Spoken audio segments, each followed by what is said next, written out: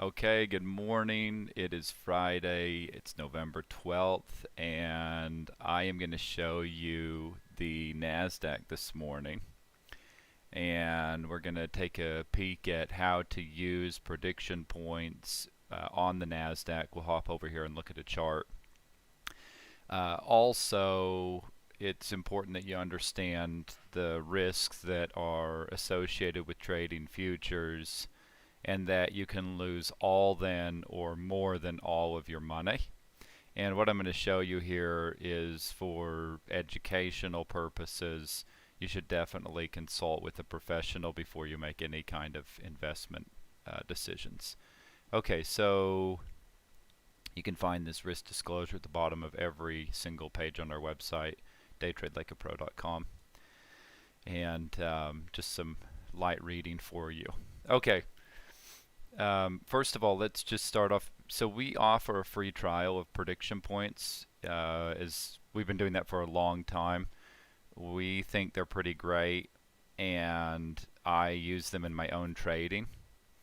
And so rather than try and convince anybody, we've put out hundreds of hours of content and also offer a free trial that includes free training on how to use prediction points. I've broken down how to forecast the market using these. I mean, all sorts of things. Okay, so it's it's available. You can go to the website. I think the link maybe here is below the video, but you can for sure go to the website, take the trial, see for yourself if it's something that works. Now, most of you that are here are already prediction point users, and let me show you. So I'm just going to show you, I'm not married to doing anything one particular kind of way. So, of course, if you were in the course where we taught how to forecast and basically how we're measuring different breaks, I'm going to take this. I would, right here, so we see there's this blue candle right here. Let me see if I can make this a little bit bigger. So there's this blue candle right here, and then this is the first break above this KP right here. And then there's a pretty nice move up here, and I know these don't close as dojis, but to me this is the leg right here. So it starts here and it moves up to there, and then this kind of stalls out here. I will draw it the other way, all the way up to here, just so that we have it. But let me tell you primarily what I'm looking at. So I want to go from here to there, and then I'm going to come back. I'm going to come back over here. So I'm going to come back to the prediction point. And just so we get these really accurate, I'm going to actually change. This is just a fib drawing tool that I have changed, and I think this is right, but we'll find out. What's the low there? Half. This is last part is 50. Okay. I think I drew that too far back, so 55.50. Alright, so that just makes a one tick difference, but while we're being accurate, we may as well do it that way.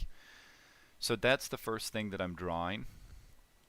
And then there's no break below there except for right here. This is the next break below there, so I'm going to draw this one.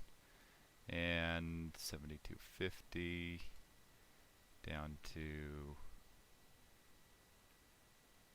45 even, back to 55.50. And while we're being accurate, we're going to change this one. This is 45 even, and then right here, that's 50. Okay, so that gives us 28 right there. Oh, and then forgot to do this part. I have my template set up so I have the default draws it for targets on buy side, and then I just have a short template set up in there. So that's really it for today. We broke that. I'm really only measuring that first break and then this first break below there. Now, there is a case to be made. I'm going to show you a few different things, but there is a case to be made for measuring all of these, and I mean you could do that, but it's a lot. So what I think I would rather do, I also taught this in the course. So what I think, and by the way, if you have questions, I have the Discord channel open, and let me get it so I can see it. Okay, so if you have questions, just post them in the NQ Trader Talk, and I'll try and answer your questions there. Okay, so this is what I would do. See the probe below here? I'm just going to measure that probe, which gives me this probably 65 3/4.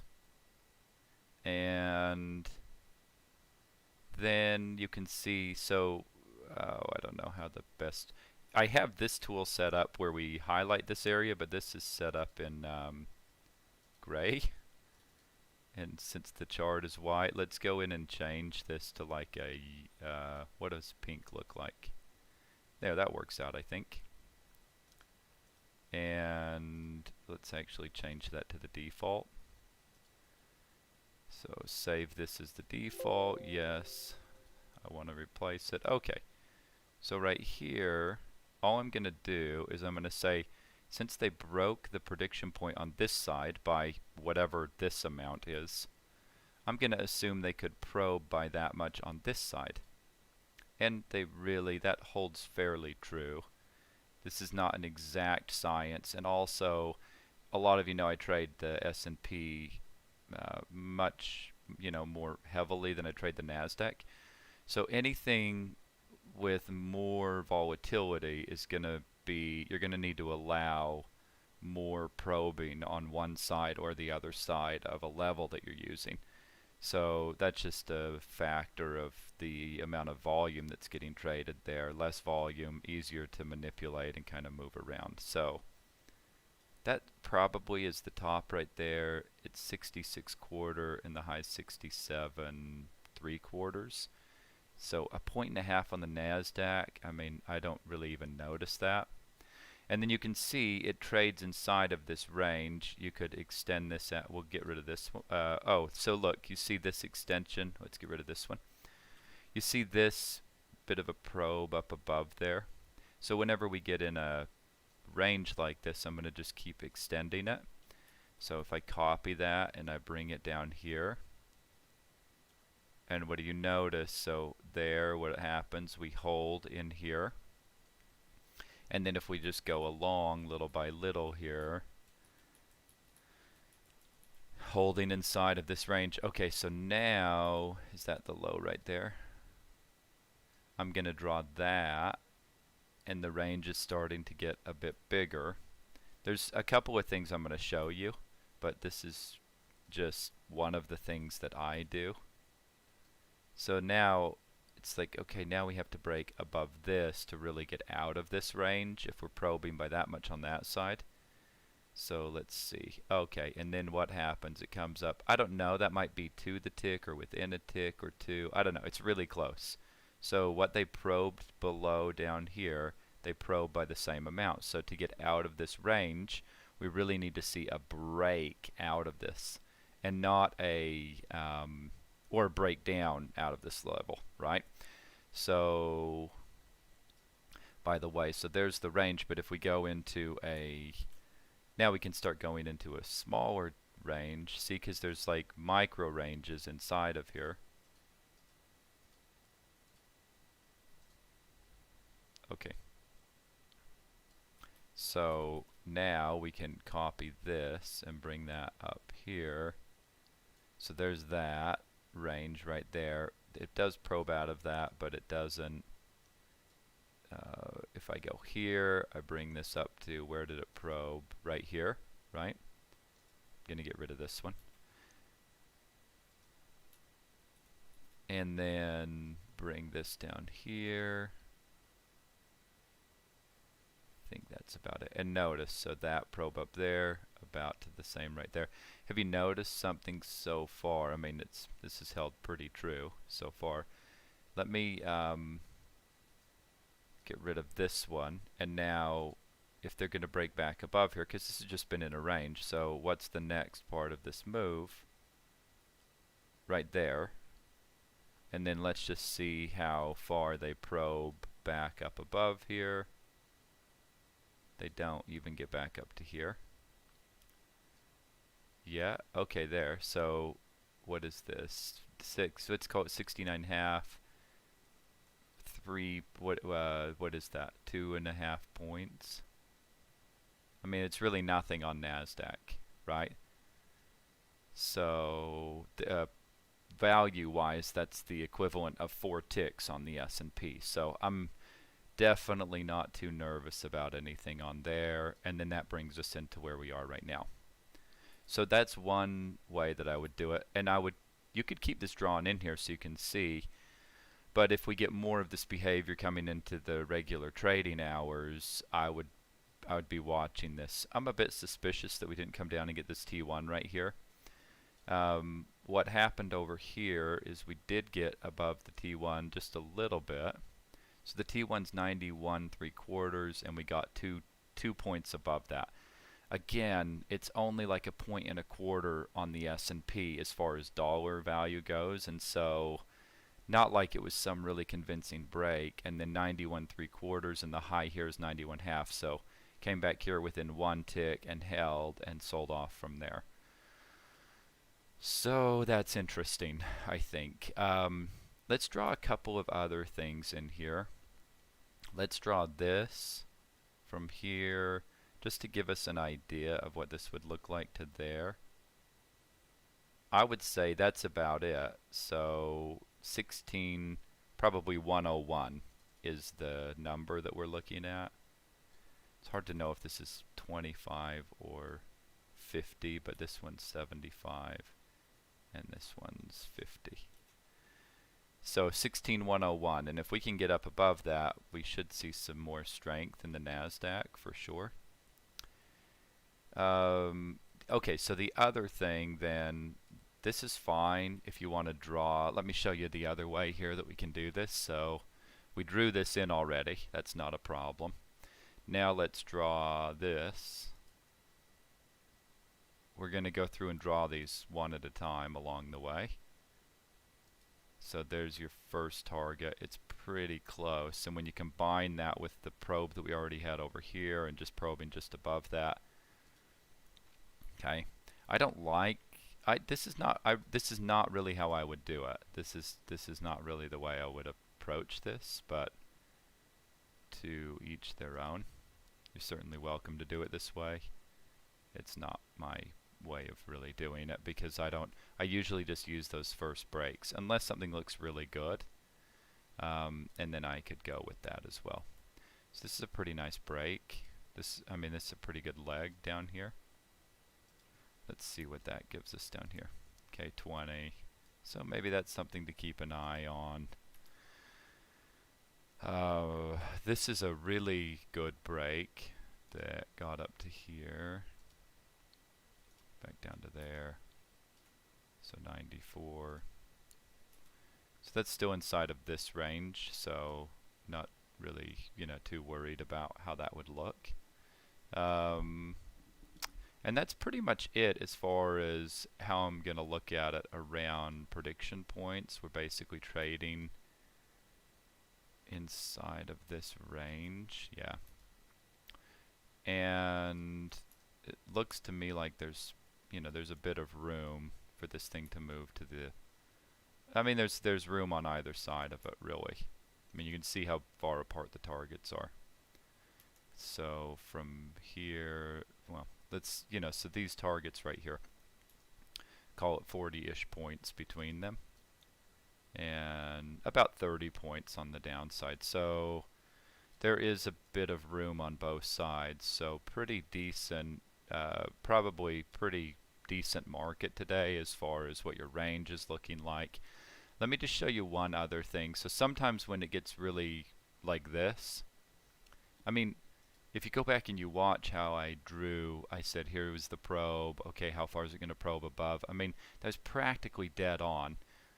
This looks like I drew in the top and the bottom, but what we actually did is just drew in this probe below here. Oh, I'm not sure how this happened. Let me get back to, we were doing these right here on the crosshairs. I had this set to magenta. I don't know how that changed. Anyway, all I did was measure this break to there and copy that and paste it up here, and look at how it gave us the top of this range after that happened. I don't know how much better you need to have it than that. I don't know how much more accurate you need to be. That's like a tick. So if you think, well, this is not really, this prediction point is not really relevant, okay, fine, but every single break above and below it was within, I think, 2 points or 2.5 points was the biggest one that we saw. And then one other thing that I'll do is draw this extension, and let me move this over here so you can see this better. So all I'm doing, since this is so far away, I'm drawing the right here to right there, so just one prediction point to the other one, and I'm extending that up here, assuming that those are just going to kind of be equal. The market's going to kind of move up through that area. And you can see this initial move got right up to here and then rejected off of there pretty hard, honestly. I mean, 20, about 20, oh no, this was 83. So about a 10-point rejection off of there. So that, you know, that happens like that. The other thing then inside of that is you can do the same thing that we normally do, and your 50% level would be right there.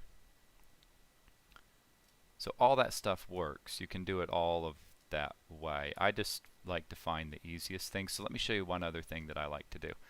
The 5-minute chart's really messy. So what I'll do sometimes is I'll go up, and if you go up and you look up a time frame, I'm going up to 10 minutes. This starts to look a bit cleaner, and if you look over here to the left of this chart, what you're going to see right here is this looks pretty good right here, as far as there was obviously some pretty decent buying that came in this area, but between here and here there was some pretty decent buying. So let me, I know that's a little bit hard to see the way that I already have this set up, but basically into that area. And if you notice, all we did was draw from here down to here. Sorry, from here. Yeah. So from here up to right here. And what you'll see is that this, so let's call this a bit of a demand area. And what you can see is this came right back to the top of that demand area, dipped in there a little bit again, came in a little bit further right here, and you know, more or less ended up holding in this. So there's still been demand in here. That's what we can gather from that. And so that's another thing that I'll do, is I'll go up a time frame. And if that didn't look good, I might go up again to like a 15-minute time frame, and that would tell me the same story, which would basically be from here up to here.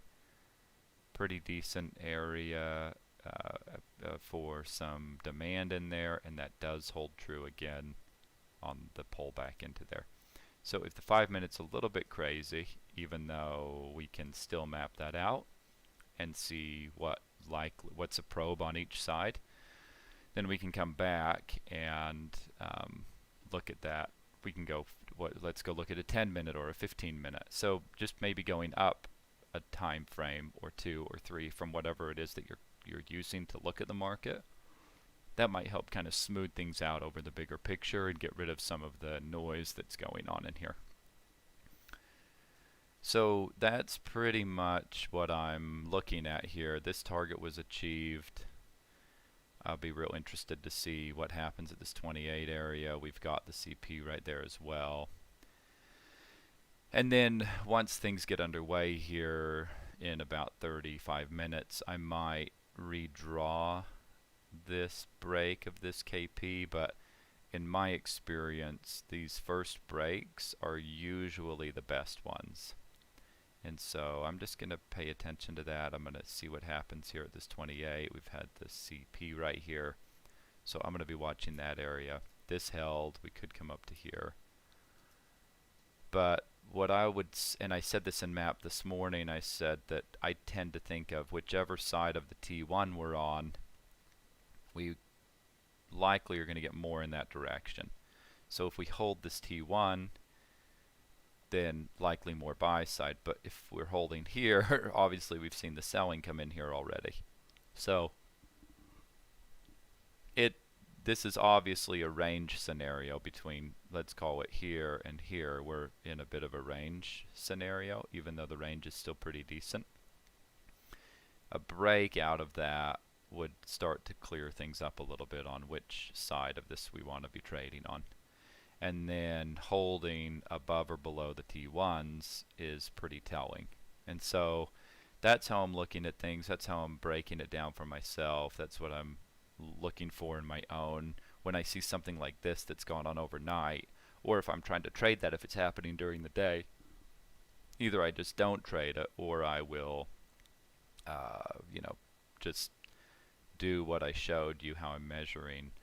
If that probed this much on one side, it can probe that much on the other side, and I just keep going along with that until I see a real breakout of an area. But if you look at the lowest move down here, this would be hard to think that's a very convincing breakdown out of this area, especially with what we looked at over here and all the buying that was over here. And there's still the T1 here that never got broken, so it's hard to think this would be a real breakdown, especially with the reaction out of here. And so when you measure that and you get it back up to there, this would be easier to think it was a breakout. But we know this isn't a breakout because it's just staying within the range of what this gave us on this side. So until we break out of here, I'll see if, I don't know if this weekend I'll be able to get a video out to review this, but at some point I'll get a video out here and we'll review this and we'll see how it looks and how it all breaks down. But anyway, hope that's helpful and gives you an idea of what we're looking for here. You know, this is kind of the smaller range, and then the bigger range extends out to this 28 up to 101, and we'll just see how that plays out here today once things get underway. So hopefully that helps, and I will at some point here in the next few days get a video out reviewing this and seeing how this plays out. We can talk it through step by step. And until then, I hope everyone has a great day trading and has a great weekend.